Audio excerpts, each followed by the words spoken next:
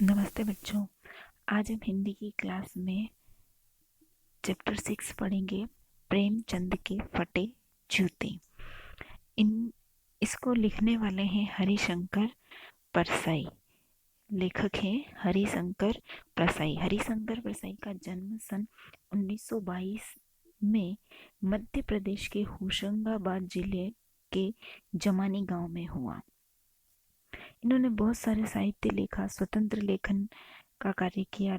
1947 में इन्होंने अपना स्वतंत्र लेखन करने लगे और जबलपुर में वसुधा नामक पत्रिका भी इन्होंने निकाली थी। और इन्होंने बहुत सारे व्यंग्यात्मक लेख भी लिखे हैं। व्यंग्यात्मक लेख, व्यंग का मतलब है कि आप इतनी सुंदर सहज भाषा में तीखे बाणों को कसते हुए आप अपने जो वास्तविकता है उस वास्तविकता से लोगों को अवगत कराना, कि आप ऐसे शब्द चित्रों का प्रयोग करना जिससे कि लोगों को वास्तविकता की ओर अग्रसर किया जाए, वास्तविकता से अवगत कराया जाए। तो इन्होंने व्यंग लेख लिखे हैं, ये सब इनकी कृतियां हैं। और यह जो पाठ है प्रेमचंद के फटे जूते, देखिए ये जो जूते हैं दिख रहे हैं फटे, तो यह प्रेमचंद के फटे जूते जो है शीर्षक व्यंग निबंध में प्रेमचंद जो है मुंशी प्रेमचंद के व्यक्तित्व की सादगी के साथ उनके अंतर्भिदी सामाजिक दृष्टिकोण का विवेचन इस तरह किया गया है कि उससे लेखकों की दुर्दशा पर व्यंग प्रहार किया है, कि लोगों को दिखावे की प्रवृत्ति और अवसरवादिता पर आक्षेप किया है, कि लोग किस प्रकार अवसरवादी होते हैं। जो लेखक होते हैं वो समाज में व्याप्त बुराइयों के बारे में उजागर करते हैं, लेखन कार्य करते हैं, अपनी लेखनी से लोगों का मनोरंजन करते हैं, समाज से अवगत कराते हैं। किंतु उन्हीं लेखकों की क्या स्थिति होती है, इस पर हरिशंकर परसाई जी ने प्रकाश डाला है। तो पाठ का सार कुछ इस प्रकार है कि प्रेमचंद, जो मुंशी प्रेमचंद है, हिंदी साहित्य में इनका नाम सर्वश्रेष्ठ लिया जाता है। और इन्होंने हिंदी साहित्य में अपनी लेखनी के द्वारा इनको युग प्रवर्तक का नाम भी दिया जाता है। तो प्रेमचंद जी जो है, मुंशी प्रेमचंद जी, लेखक के सामने प्रेमचंद और उनकी जो पत्नी है उनकी एक फोटो सामने है। तो फोटो जो है, उनकी फोटो में प्रेमचंद जी ने धोती और कुर्ता पहने हैं, सिर पर एक टोपी लगाई हुई है, गालों पर उनकी हड्डियां उभर रही है, क्योंकि इतने दुबले पतले हैं, मांस नहीं है, वहां पर हड्डियां दिख रही है। और चेहरे पर घनी मूछें हैं, पाँव में कैनवास के आ, ऐसे बेतरतीब बंद वाले जो जूते होते हैं, बिल्कुल पेक वाले, वो जूते पहन रखे हैं। बाएं पैर का जो जूता है वह फटा हुआ है, उसमें आगे से एक बड़ा सा छेद है और उस छेद में से पैर की जो एक अंगुली होती है वो बाहर दिख रही है।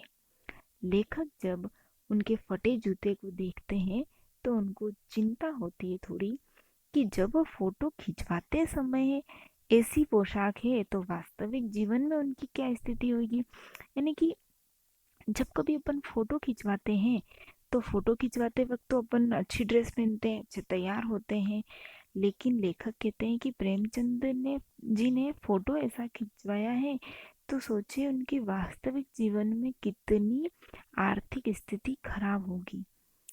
या फिर उनको पोशाक बदलने का गुण नहीं है, कि जैसे हैं वो वैसे ही दिखेंगे फोटो में भी, कि हम वास्तविक जीवन में भी ऐसे ही हैं और हम कृत्रिम जीवन में फोटो खिंचवा रहे हैं वहां पर भी हम वैसे ही हैं। लेखक ऐसा सोच रहे हैं कि साहित्य के ये पुरखे, है ना, साहित्य के ये पुरखे जो हैं वो अपने जूते फटे होने पर जरा भी उनको एहसास नहीं है। पुरखे इसलिए बोला है प्रेमचंद जी को कि साहित्य के पुरखे, कि लेखक ने इसलिए कहा है कि प्रेमचंद जी जो है वो हिंदी कहानी के जो उपन्यास विधा में नई शैली का शिल्प का प्रवर्तन किया। उन्होंने आम जनता के पात्र लिए तथा उस समय की सामाजिक, राजनीतिक, आर्थिक स्थिति का यथार्थ चिंतन किया। इन विशेषताओं के कारण क्या था कि प्रेमचंद ने अपने युग में ही नहीं अपितु संपूर्ण हिंदी साहित्य में सर्वोच्च स्थान प्राप्त किया है। तो फिर इसलिए उनको साहित्य पुरखे कहा है कि भाई वो साहित्य के पुरखे हैं। शायद शायद उनको इस प्रकार से अपने वस्त्र परिवर्तन करने का कोई शौक नहीं रहा होगा। उनको एहसास भी नहीं रहा होगा कि मेरे जूते फट रहे हैं और मैं फोटो खिंचवा रहा हूँ। मैं जैसा हूँ वैसा ही रहूंगा। उसमें उनको कोई शंका, मन में कोई लज्जा नहीं है कि मेरा जूता फट रहा है, कि मेरी ड्रेस ऐसी है, मैं अच्छे तैयार होके जाऊं, ऐसा नहीं है। लेखक ने जब फोटो को और ध्यान से देखा तो फोटो में जो प्रेमचंद जी थे उनकी जो मुस्कान थी वो कुछ अधूरी सी थी। अधूरी यानी जब भी अपने को फोटोग्राफर फोटो खिंचवाने के लिए कहते हैं तो कहता है रेडी प्लीज, तो स्माइल, तो अपन थोड़ी सी स्माइल देते हैं। आजकल तो सेल्फी का जमाना है, तो सभी विभिन्न विभिन्न हरकतों से फोटो खिंचवाते हैं। तो पहले फोटोग्राफर रेडी प्लीज बोलता था, तो प्रेमचंद जी को जैसे ही रेडी प्लीज बोला होगा तो उन्होंने अपनी अधूरी मुस्कान दिखी। यानी या तो वो मुस्कुराना ही नहीं चाह रहे होंगे और मुस्कुराने की कोशिश कर रहे होंगे। तो यह मुस्कान नहीं है, उपहास भरा एक व्यंग है कि यह कैसा आदमी है जो फटे जूते पहने फोटो खिंचवा रहा है, किसी पर हंस भी रहा है, शायद फोटो खींचने वाले पर या पत्नी के आग्रह पर कि पत्नी ने कहा हो कि नहीं भाई मेरे साथ फोटो खिंचवाना पड़े, थोड़ा सा मुस्कुरा दो, तो फोटो खिंचवाने बैठ गए और थोड़ा सा मुस्कुरा दिया। परंतु फोटो में उनके चेहरे को देखकर भीतर का जो क्लेश था, भीतर की जो दुख थी, वह स्वतः दिख रही थी। तो उनका जो व्यंग भरा दर्द था लेखक को विवश कर रहा था। कि लेखक कह रहे हैं कि प्रेमचंद जी के जो फटे जूते थे उसकी स्थिति को देखकर लग रहा था कि उनकी जो स्थिति थी वो बड़ी दयनीय थी। हिंदी लेखक के जो समाज की जो बुराइयों पर लिखते हैं, परंतु उनकी आर्थिक स्थिति देखिए कितनी कमजोर होती है। उन्हें समाज में सम्मान नहीं मिलता, परंतु उनका शोषण भी खूब होता है। वे अपनी कमजोरी को छिपाने का प्रयास भी करते हैं और ऊपर से दिखावा भी नहीं करते हैं। लेखक स्वयं कहते हैं कि मेरा भी जूता है, वो कोई अच्छा नहीं है, वो भी फटा हुआ है। तो लेखक ने कहा कि जो प्रेमचंद जी है वो मुस्कुराहट से व्यंग कस रहे हैं, है ना। यानी वो मुस्कुरा तो रहे हैं लेकिन मुस्कुराहट में वो जो उनके पैर की अंगुली है, वो अंगुली जो है वो सुरक्षित नहीं है, लेकिन उनका जो तलवा है वह सुरक्षित है। यानी ऊपर से दिखावा कर अंदर के दर्द को छिपाने का प्रयास कर रहे हैं, है ना। ऐसा करना कदापि ठीक नहीं है। समाज के द्वारा प्रदत्त दुख दर्द, अभावग्रस्त जीवन के यथार्थ को खुलकर प्रकट करना चाहिए। छिपाना तो कायरता है, कोरा दिखावा है, आत्मबल की कमी की पहचान है। इसलिए यथार्थ का सामना करते हुए आगे बढ़ना चाहिए। तो इस प्रकार से प्रेमचंद जी जो है वह दिखावे की प्रवृत्ति में नहीं थे। लोग क्या करते हैं कि फोटो खिंचवाने के लिए दिखावा करते हैं कि अच्छा फोटो खिंचाएंगे तो अच्छे जूते चाहिए, अच्छे कोट चाहिए, अच्छी नई ड्रेस चाहिए। और यहाँ तक कि किसी की बीवी अगर सुंदर नहीं हो तो लोग क्या करते हैं, बीवी तक मांग लाते हैं, जिसकी बीवी खूबसूरत होगी उनके साथ फोटो खिंचवा लें। लोग इत्र लगाते हैं कि फोटो में अच्छी खुशबू आएगी। फोटो में खुशबू कहाँ से आएगी, लेकिन ऐसी सोच होती है। गंदे से गंदे आदमी की भी फोटो भी खुशबू से बदबू से खुशबूदार बन जाएगी। परंतु प्रेमचंद के पैर में फटा जूता देखकर ग्लानि होती है। महान कथाकार, उपन्यास सम्राट, जो युग को बदलने वाले थे, आदि नामों से प्रसिद्ध होते हुए भी फोटो में फटा जूता पहने हुए है। तो इस प्रकार से यह तो बहुत बड़ी ट्रेजेडी है कि किस प्रकार से यह फोटो में ऐसा जो उनका जूता है वह फटा है। तो लेखक जो कह रहे हैं कि मेरा भी जो जूता है, लेखक हरिशंकर प्रसाई कह रहे हैं कि मेरा भी जो जूता है वो तो क्या है, फटा हुआ है, किंतु मेरा जो जूता फटा हुआ है वो क्या है, मेरे आगे की जो अंगुलियां हैं वो सब सुरक्षित है, किंतु मेरे पैर का जो तला है वो क्या है, घिस चुका है। प्रेमचंद की उंगली बाहर दिखती है पर पांव सुरक्षित है। मेरी उंगली ढकी हुई है परंतु नीचे का जो पंजा है, वह अंगूठा है, वह जमीन से घिसता रहता है। मैं ऊपरी पर्दे पर पूरा ध्यान रखता हूँ, फिर मेरी जीवनी चाहे कोई बिना फोटो के छाप दे, परंतु ऐसा फटा हुआ जूता पहनकर कभी भी मैं फोटो नहीं खिंचवा सकता। तो हरिशंकर प्रसाई कह रहे हैं कि मेरा भी तो जूता फटा है, किंतु मैं जो है अपनी कमजोरियों को छिपा रहा हूँ। प्रेमचंद जी ने अपनी कमजोरियों को छुपाया नहीं है, वो अंदर से मजबूत हैं, और जो है स्थिति बाहर है, उनकी अंगुली फटी बाहर दिख रही तो दिख रही है, यानी समाज की वास्तविकता है वह। उन्होंने अपनी कमजोरी को छुपाने का प्रयास नहीं किया, बल्कि दिखावे में नहीं जिए, जो है वो सब समक्ष है। और लेखक आगे कहते हैं कि प्रेमचंद की जो व्यंग भरी मुस्कुराहट है, उस मुस्कुराहट से भी अनुमान लगा रहे हैं कि क्या, अनुमान क्या लगा रहे हैं कि शायद उन्होंने कुछ उपन्यास लिखा है, बहुत सारे उपन्यास लिखे हैं, तो उससे जुड़ी हुई बातों को जोड़ रहे हैं कि क्या होरी का जो गोदान हो गया है, क्या बूस की रात नील गाय हुलकू का खेत चर गई है, क्या सुजान भगत का लड़का मर गया है, क्या माधो पत्नी के कफन को बेचकर शराब पी गया, क्या फिर लेखक किसी महाजन के तगादे से बचने के लिए दूर दूर के रास्ते से चक्कर काटकर आता रहा।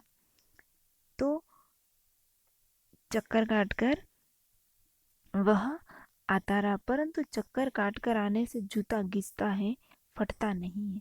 भक्त कवि कुंभन दास का जूता भी फतेहपुर सीकरी आने जाने से घिस गया था। तो इस प्रकार से यह लेखक जो है वह थोड़े से कयास लगा रहे हैं कि क्यों फटा आखिर यह जूता। तो जूता फटने के पीछे आखिर रहस्य क्या है। लेखक मान रहा है कि प्रेमचंद जीवन भर कठोर चीजों को ठोकर मारते रहे, अर्थात समाज में व्याप्त जितनी भी बुराइयां हैं, उन बुराइयों के ऊपर उन्होंने प्रहार किया, और ऐसे ज्वलंत उदाहरण लिए हैं पर जिनके ऊपर लेखन करना बहुत ही कठिन था। तो उन्होंने जीवन मार्ग में पड़ने वाले टीलों से बचकर निकलने के बजाय उन जूतों से ठोकर मारते रहे। अर्थात ऐसे कितने ही लेखक होते हैं, या समाज में ऐसे कितने ही लोग होते हैं कि जो कुछ बुरा घटित हो रहा है, या कोई जैसे रास्ते में जल रहे हैं, बड़ा पत्थर पड़ा है, तो सब उस पत्थर से क्या करेंगे, किनारे करके निकलने का प्रयास करेंगे, उस पर ध्यान नहीं देंगे।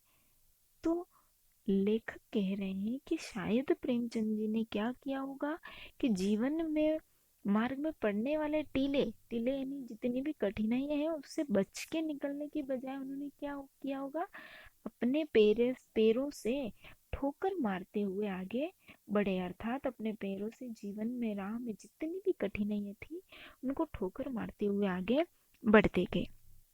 वे समझौता नहीं कर सकते थे, वो भी चाहते तो किनारा करके निकल सकते थे, नजरअंदाज कर सकते थे समाज में जो कुछ भी घटित हो रहा था, लेकिन उन्होंने ऐसा नहीं किया। जैसे गोदान का होरी नेम धर्म को नहीं छोड़ सका, वैसे ही प्रेमचंद जी जो अपने नेम धर्म से मुक्ति नहीं पा सके। तो ऐसे में ठोकर मारने से जूता जो है वो फटना स्वाभाविक है।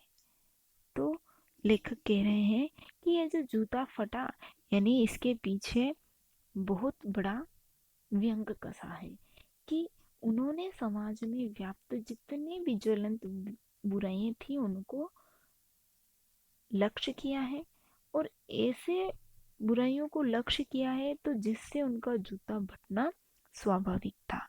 लेखक अनुमान लगाते कि प्रेमचंद के पांव की अंगुली मानो उसी गणित की ओर संकेत कर रही है। जिस पर ठोकर मारकर उन्होंने अपने जूते फाड़े थे। वे अब भी अंगुली और मुस्कान से इशारा कर रहे हैं कि उंगली को ढकने की चिंता में तलवे का नाश करने वाले जीवन मार्ग पर कैसे चलेंगे, क्योंकि अगर पैर में जूता है और तला अगर घिसा हुआ है तो हम जीवन की राह पर चल नहीं पाएंगे, क्योंकि लगेगी अपने तलवे पे। लेकिन अगर वह अंगुली बाहर है तो उससे कोई फर्क नहीं पड़ेगा, क्योंकि वह जमीन पर छू नहीं रही है। तला जो है वो जमीन को छू रहा है।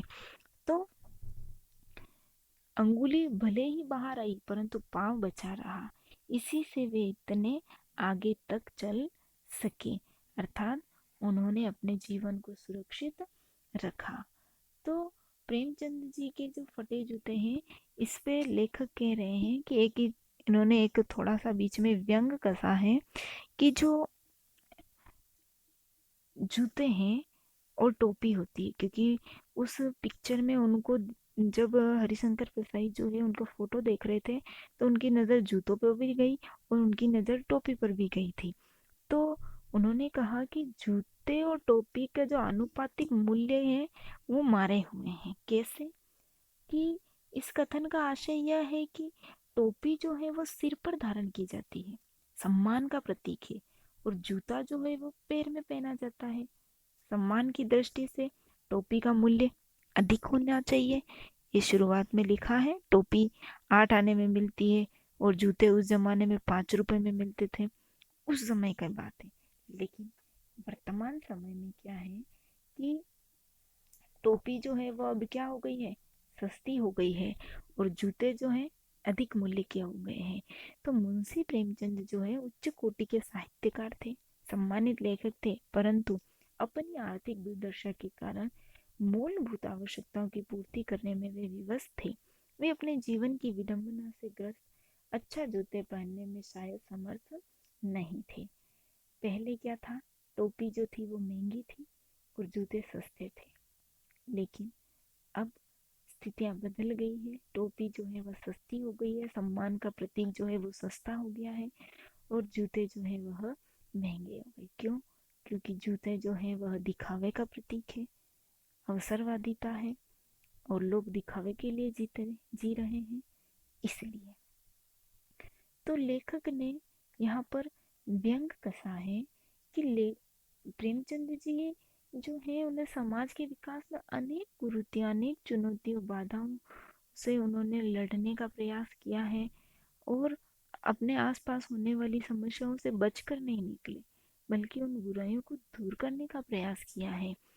तो ऐसी चुनौतियों को ठोकर मारते तो स्वाभाविक सी बात है, उनका पैर जो है वह पैर का जो जूता है वह फटेगा ही फटेगा।